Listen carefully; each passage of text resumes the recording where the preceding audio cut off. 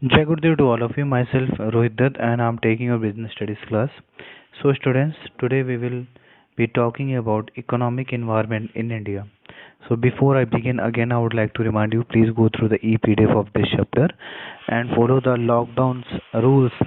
Stay home and be safe. Okay. So coming to our topic, that is economic environment in India. So let us see the changing profile of Indian economic environment first.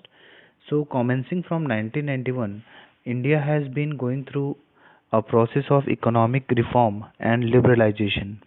Clear. So all these measures together aim at modernizing the country's industrial system, removing unproductive controls, encouraging private investment including foreign investment, and integrating India's economy with the global economy. Clear, everyone? So let us see the definitions or meaning of new economic policy first. So um, according to RBI, if we talk, the new economic policy comprises various policy measures and changes introduced since 1991. Okay, so there is a common thread running through all these measures. The objective is simple, and that is to improve the efficiency of the mechanism involving multitudes of control, fragmented capacity, and reduced competitions even in the private sector. Got it, everyone? So the thrust of new economic policy is towards creating a more competitive environment in the economy as a means to improving the productivity and efficiency of the system. Clear? So uh, prior to 1991, the policy that was adopted for the economic development of India is called Old Economy Policy. Clear? So this policy had the following main features also. We can discuss first one, promotion of exports and substitutions of imports, then protections against foreign competition, mixed economy. Clear? And fiscal policy. Clear? So fiscal policy, I hope everyone knows.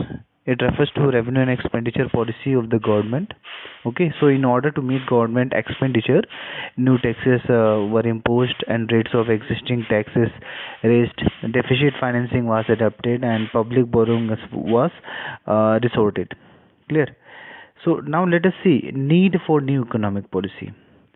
Why there was a need for new economic policy? So during period of planning, public sector has been assigned a crucial role. So private sector was controlled by the government to a large extent. Industries and trade were subjected to several restrictions.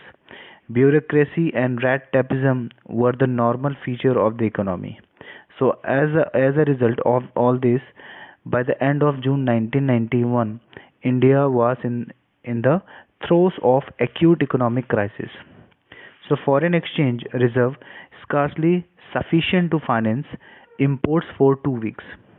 Fresh foreign loans were not available. Large amounts were being withdrawn from non-resident accounts. Global confidence in Indian economy was rudely shaken. Clear. So industrial growth took a regressive turn and inflation was assuring alarming proportion. So significant changes were taking place at international level. USSR had been disintegrated. Clear, everyone? So socialistic economics were heading for competition and privatization. Several factors accounted for it. Example widespread political instability, Gulf crisis, inflation, too much increase in fiscal deficit, a rise in balance of payment deficit, and heavy fall in foreign exchange reserve. So, new economic policy was needed to remove financial disequilibrium, to control price rise, to correct balance of payment disequilibrium, and to replenish foreign exchange reserve. Got it, everyone? So, now let's see the main features of new economic policy or economic reform since 1991 or changing scenario of Indian economic environment. So main features of new economic policy are LPG,